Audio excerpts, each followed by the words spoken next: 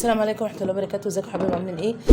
يا رب تكونوا في خير وفي احسن الاحوال. اللهم صل على سيدنا محمد وعلى اله وصحبه وسلم. اللهم اغفر للمؤمنين والمؤمنات والمسلمين والمسلمات الاحياء منكم والاموات انك انت سميع مجيب الدعاء. بتمنى ان اول مره يشوف القناه ما ينساش ان هو يشترك ويفعل الجرس بحيث انك توصلي كل اشعاراتي وكل ما هو جديد وكل ما بقدمه. يعني طبعا برحب بكل المشتركين اللي معايا وبشكر طبعا كل اللي بيدعمني.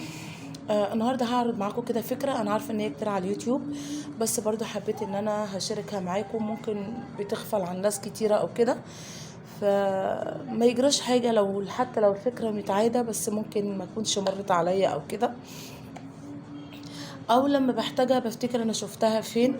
المهم عشان ما اطولش عليكم، انا هنا عندي المقشه بتاعتي. طبعا ما تبصوش لمنظرها لان انا كنت راكناها، والتانية مش عارفه بصراحه ربنا العيال كانوها فين، فانا طبعا اضطريت ان انا الجا لدي.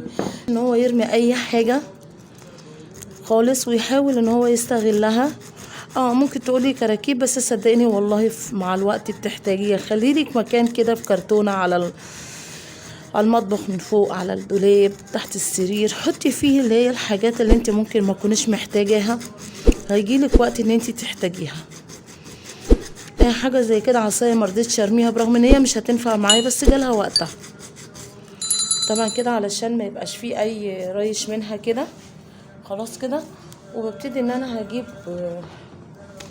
غطا واتاكد ان دي بتاعتها كويس جدا.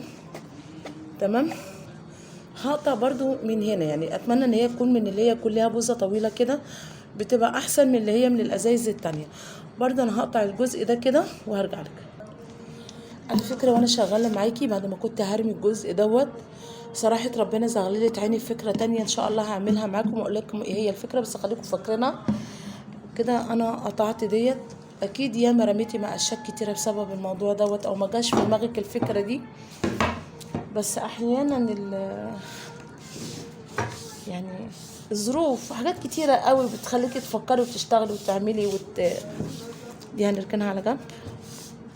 تمام كده، هعمل ايه؟ هاخد الغطا ده كده، بسم الله الرحمن الرحيم، وهركن دي وابتدي ان انا دي كده وهركبها هنا. يعني حاولوا يكونوا بمسمارين بورما حوالي دوت، يعني 3 سنتي، بحيث ان هي تمسك في الغطا كويس وتمسك في المقشه ما تفكش معاكي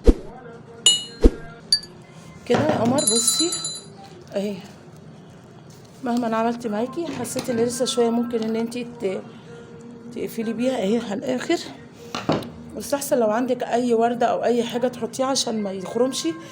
وبعدين حتى لو باظت معاكي دي بعد كده سهل ان انت تشيليها وتحطي غطا مطرحها لحد دي ما تبوظ معاكي. تقدري تستخدميها كمقشه، تقدري تستخدميها كزعافه زي ما انت عايزه.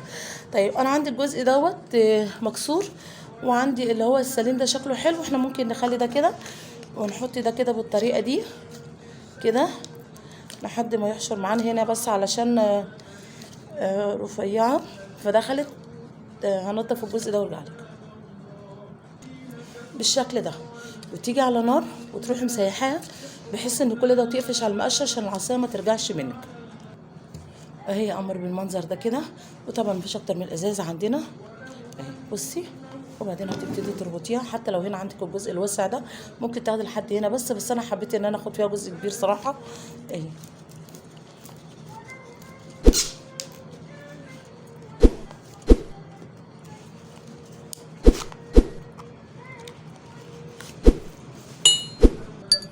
اهي يا قمر زي الفل، وكنسي بقى بيها. ومبروك عليكي المقشه الجديده. يا رب كل فيديوهاتي تعجبك، ويا رب كل اللي قدمهولك او افكار تفيدك. شكرا لكم المتابعه، والسلام عليكم ورحمه الله وبركاته.